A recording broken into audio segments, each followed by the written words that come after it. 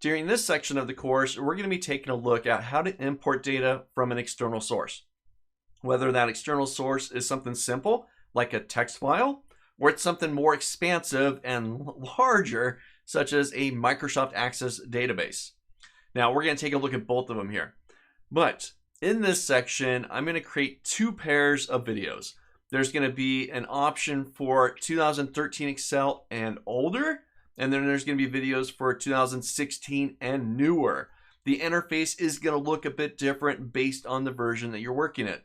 So the next two videos, one's going to be about importing text, the other is going to be about importing from an Access database, is going to be for the 2013 and older editions of Microsoft Excel. Then the next two videos will be for the 2016 users, which gets into Get and Transform combined with Power Query to do the importing for you. They're both the same idea. In the end, you're going to get data imported in from an external source. It's just the interface that looks a bit different. So if you look at a video and it's like, oh, my interface doesn't look like that, it's probably because you're on an older or a newer edition of Excel. So just watch for the video that relates to your version. You can still watch the other ones. It's great information to have because there's lots of different Excel copies, versions that are floating around out there, and you might run into an older one or a newer one at some point. Plus, they're just quick little videos anyways.